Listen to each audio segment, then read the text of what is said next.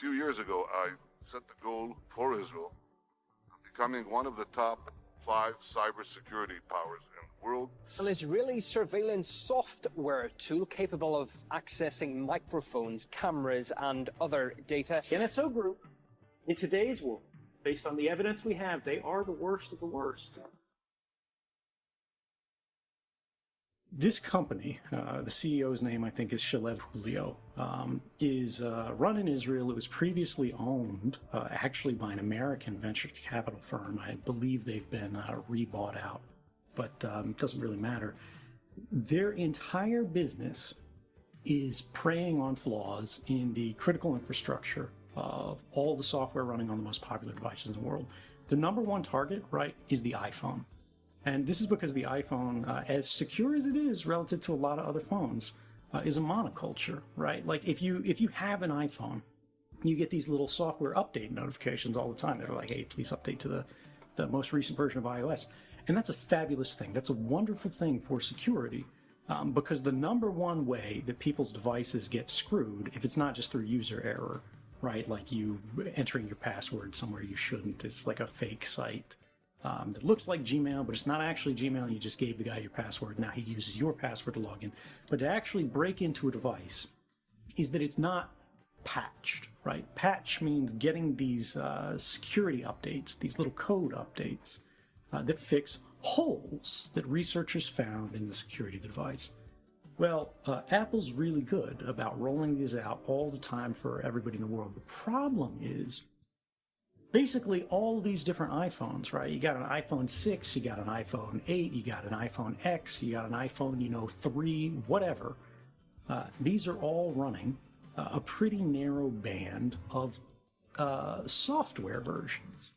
And so these guys go, if they want to target, for example, Android phones, like Google phones, like a Samsung Galaxy or something like that. There's like 1 billion different phones made by 1 billion different people. Half of them are completely out of date, but what it means is it's not one version of software they're running, it's like 10,000. And this is actually bad for security on the individual level, but it's good for security in a very unusual way, which is the guys who are developing the exploits. The guys like this NSO group who are trying to find ways to break into phones, they now have to have like 50 different handsets running 50 different versions of software. They're all changing. They've got different hardware. They've got different chipsets.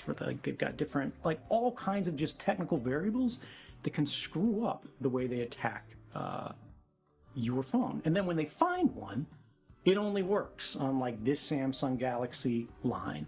It doesn't work on like the Google Pixel line, or it doesn't work on like a Nokia line or something like that. Whereas they realize if they find a way to attack an iPhone, which is actually, this is difficult. This is really difficult stuff. Now it works against basically every iPhone.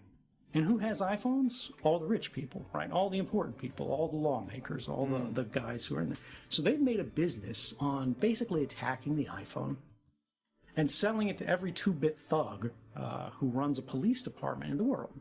They sell this stuff to Saudi Arabia. They sell this to Mexico. And there's a group of researchers in Canada working at a university called the Citizen Lab. These guys are really like the best in the world at tracking what NSO Group is doing. If you want to learn about this stuff, the real stuff, look up Citizen Lab and the NSO Group. And what they have found is all the people who are being targeted by the NSO Group, the classes of people, the countries that are using this. And, it's not like the local police department in Germany trying to bust up, a terrorism ring or something like that. It's the Mexican government spying on the head of the Mexican opposition, or trying to look at human rights defenders who are investigating like student disappearances, or it's people like the friends and associates of Jamal Khashoggi, who was murdered by the Saudi government, or it's people like dissidents in Bahrain. And these like petrostates, these bad actors nationally, will pay literally tens of millions of dollars each year just to have the ability to break into an iPhone for a certain number of times, because that's how these guys do it. They sell their business plan. They go, we'll let you break into any iPhone just by basically sending a text message to this phone. All you need to find is the phone number of a person who's running an iPhone, and we will exploit something. Like the easiest forms of exploit, or rather the easier types of exploits, are where they send you a text message, right? And it'll be like an iMessage or something like that. And it's got a link in it that'll be like, oh gosh, terrible news, you know, your buddy's father just died, and we're making funeral arrangements. Are you going to be there? It's the day after tomorrow. And when you click the link for the funeral arrangements, it opens your web browser. And the web browser on your phone is always the biggest, most complicated process in it, right? There's a zillion lines of code in this, as opposed to an instant messenger where there's fewer lines of code in it. And they'll find one thing in that, where there's a flaw that lets them feed instructions, not just to the browser, but basically escape the little sandbox that the browser's supposed to play in. It's supposed to be safe, where it can't do anything too harmful. And it'll run out of this sandbox, and it'll ransack your phone's like hardwired operating system, the system image. It'll like give them privileges to do whatever they want on your phone, as if they are you, and then as if they have a higher level of privilege than you. They have system level privileges to change the phone's operation permanently, right? And this is the problem, is on the phone. You can replace the phone, right? And they'll lose access to that. But if they've already used that to gain the passwords that you use to access, you know, your iCloud or whatever, when they have control of the phone, they've already got your photo roll, right? They've already got your contact list. They already have everything that you've ever put in that phone. They already have all your notes. They already have all your files. They already have everything that's in your message history, right? They can pull that out immediately.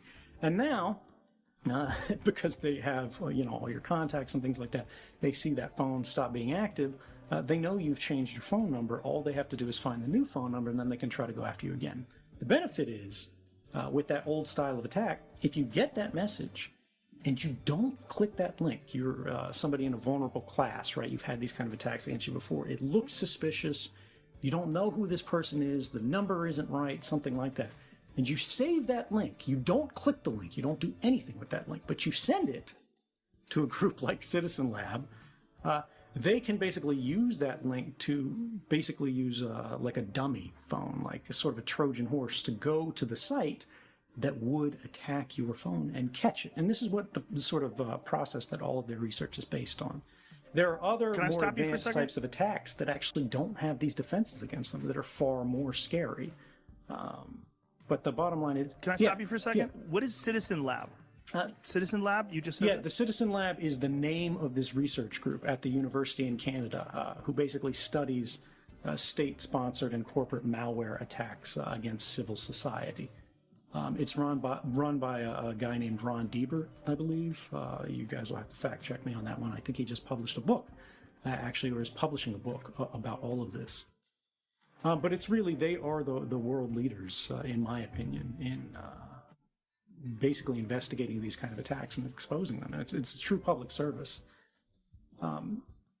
Let's go back to that one thing. I asked you about warrants, and you talked about the fact that like people could plant evidence on things and then get motivation, or rather they could show probable cause, right, to the court to then investigate you, and then they can get everything. And you said, you know, you thought that a warrant meant they can go and search your house. And this is the kind of thing that we, you know, modern people are used to thinking of in the context of a warrant. Cops go to a specific place, things looking that are elements of a crime. Now, you know, you've heard all these things where, like, cops find a way to, like, stop somebody and they, like, are like, oh, I smelled pot or whatever, and they try to, you know, toss their car or whatever. Or plain sight doctrines where they open the door and the guy sits down and talks to them and they go, oh, you know, I see a bong or something. You know, that's paraphernalia, you're going to jail. But until I think it was 1967, warrants in the United States could only be used to gather two things. They were called the fruits and instrumentalities of a crime, which meant even if the cops knew you did it, even if cops knew you know, rode the subway or worked for this company or whatever, they couldn't get all the company's records. They couldn't, if they existed, get all the emails that you ever wrote. They couldn't get your friend to turn over like an exchange of letters that you had with this person. The fruits of the crime were the things that they gained from it, right? If they robbed the bank, the cops could get the sack of money. The instrumentalities were the tools that were used, right? Like if you used dynamite or a crowbar or a getaway car, they could seize all of those things. But the idea that the cops can get everything, the idea that the FBI can get all these records, you know, all of these things, your whole history, is very much a new thing. And nobody talks about that today. We just presume it's normal. We presume it's okay. But between 1967 and today, think about how many more records there are about your life and how things, like how you live, private things about you that have nothing to do with criminality and everything to do with the intimacy of who you are. And the fact that all of that now today is exposed, and not just to, let's say you love the U.S. government. Let's say you are like throwing cookouts for your local police department, but every other government in the world too. And we really need to ask ourselves, how much information do the authorities of the day need to do their job? Right? How much do we want them to have? How much is proper and appropriately and necessary? And how much is too much? And if we decide the cops shouldn't have this, if we decide the spies shouldn't have this, well, why in the hell should Facebook or Google or somebody trying to sell you Nikes, why should they have this?